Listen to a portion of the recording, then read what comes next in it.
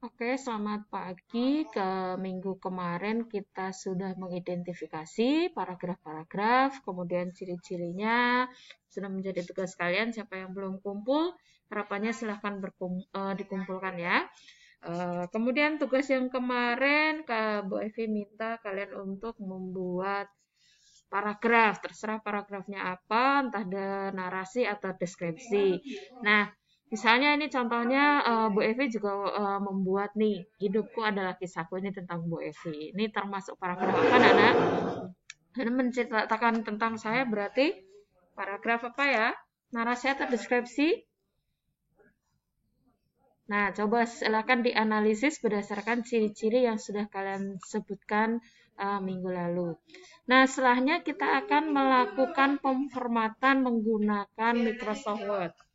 Microsoft Word merupakan salah satu contoh aplikasi program pengolah kata yang dikeluarkan oleh Microsoft Office ya.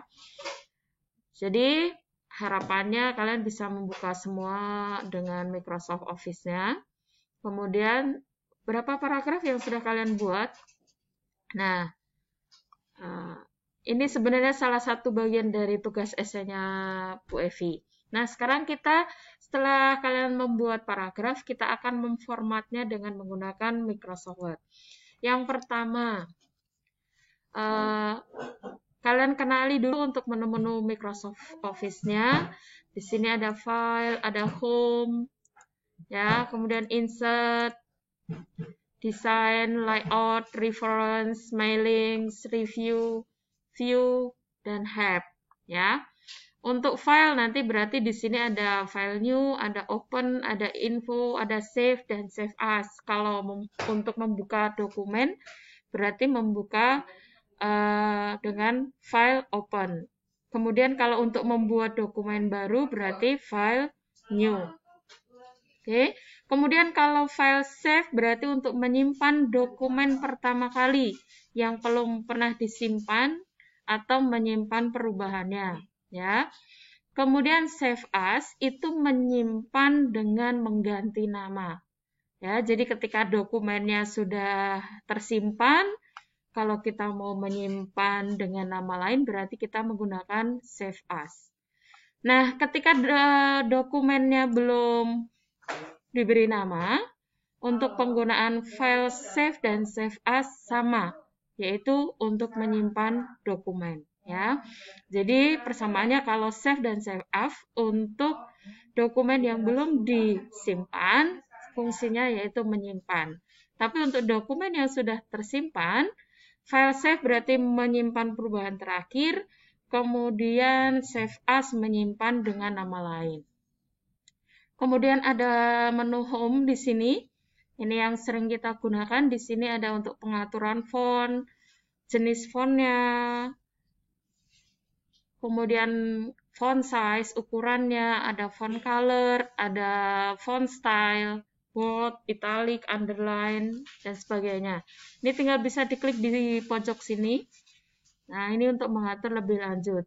Ya, ada superscript, ada subscript. Misalnya untuk X2 atau O2 kayak gitu berarti kalau O2 berarti pakai subscript, kalau X kuadrat berarti menggunakan superscript. Kemudian di sini ada paragraf. Paragraf di sini ada bagian atas ini untuk mengatur bullet, numbering, kemudian multi level list. Ya. Kemudian di sini ada decrease dan increase. Kemudian ada sort, jadi mengurutkan. Kemudian ada perataan paragraf atau alignment. Ya.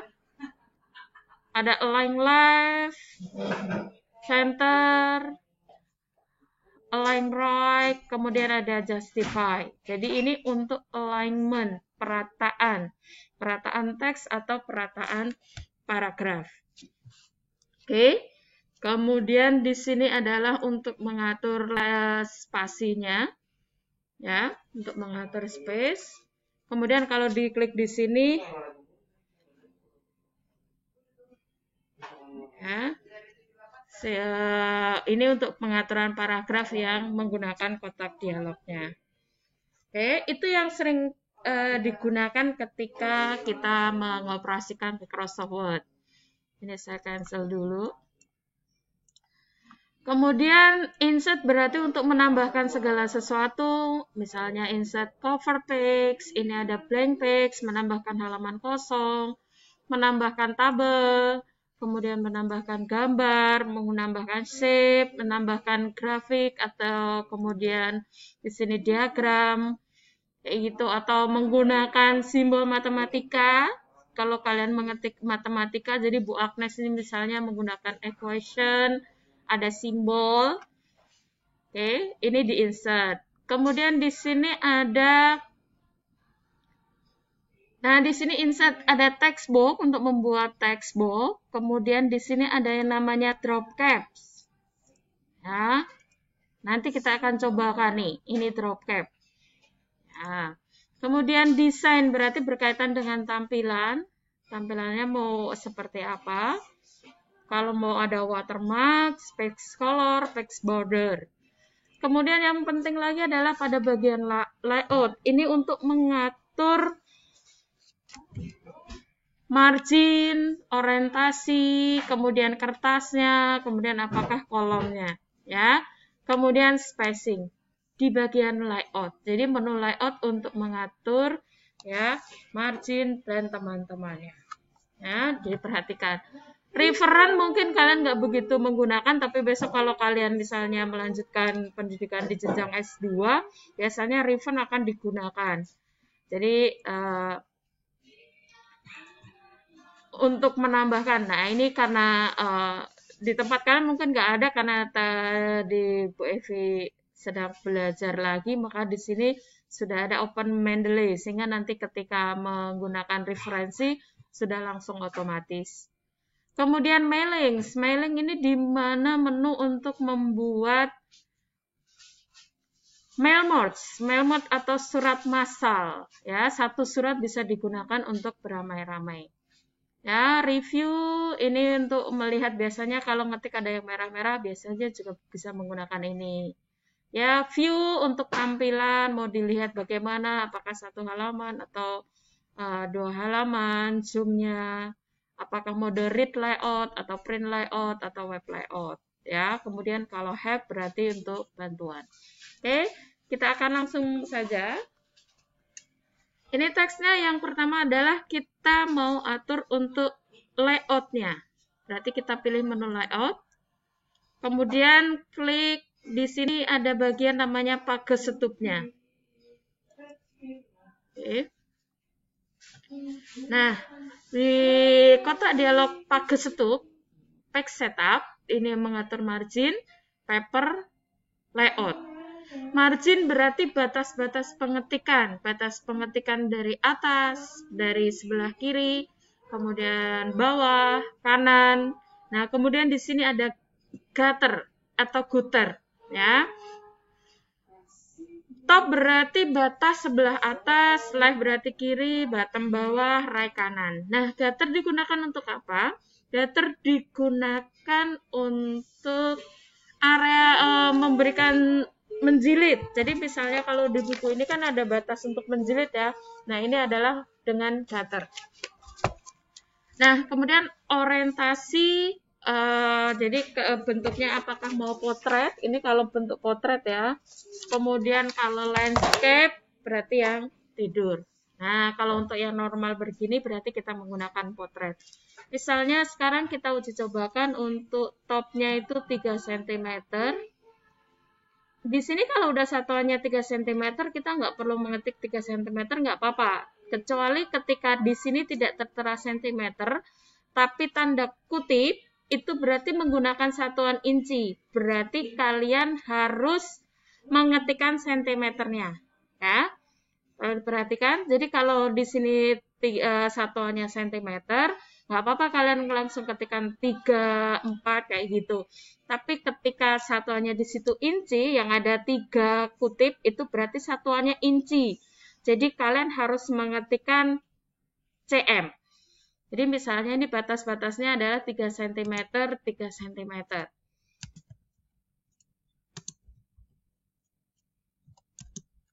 Kemudian karena nggak dijilid berarti gutternya 0 saja. Nah, kemudian paper. Paper berarti kertas. Kita mau mencetaknya nanti dengan menggunakan kertas apa? Kalau standar normal berarti kita menggunakan A4. Diperhatikan ini panjang lebarnya 21 kali 29,7. A4 berbeda dengan folio ya nak ya. Nah, misalnya ini A4. Kemudian layoutnya kita setting di sini adalah untuk header dan footernya. Headernya kita kasih 1 cm, footernya 1 cm. Kalau sudah oke. Maka ini akan ada perubahan di sini. Kalau kalian lihat dari rule-nya. Ya. Kemudian yang berikutnya adalah kita ke menu home, kita akan mengatur paragrafnya ini. Nah, untuk mengatur berarti pilih menu paragraf. Nah, sebelumnya ada yang terlupakan. Kita, karena sudah ada dokumennya, maka biar formatnya bisa digunakan semua, kita harus melakukan blok seluruh data. Cara cepat untuk memblok seluruh data adalah menggunakan tombol CTRL-A. Ya, kalian tekan tombol CTRL-A. Ya, baru kita melakukan format. Nah, yang pertama sebelum ke paragraf Bu Evi ini untuk ke font. Misalnya fontnya adalah kalian buat Trebuset MS, kemudian font size-nya biar besar ya. 12. Oke. Nah ya.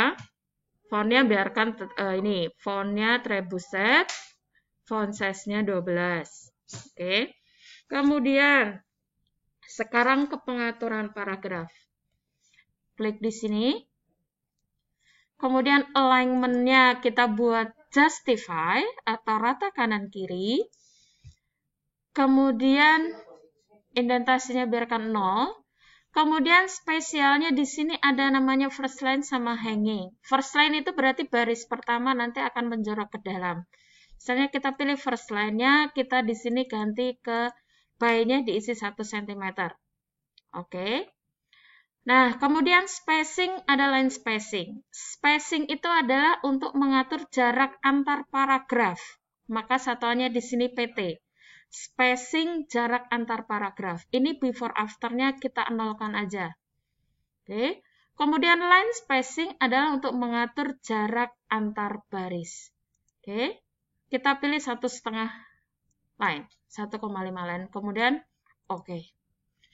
Nah, di sini udah terlihat rapi, ya kan? Kemudian setiap paragraf menjerok ke dalam. Nah, ini khusus untuk judul, boleh kita blok, kemudian rata tengah.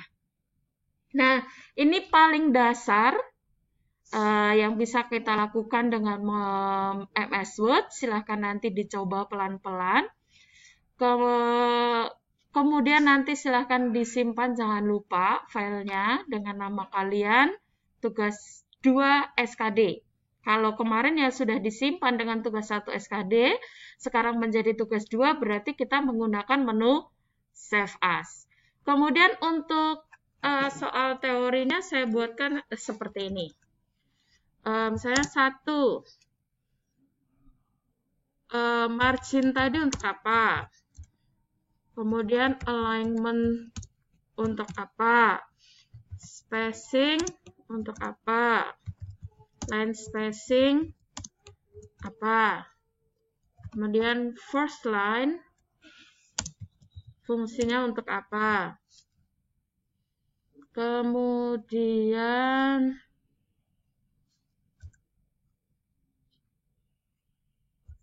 nah, 5 itu. Margin, alignment, spacing. Jadi, margin itu untuk apa sih?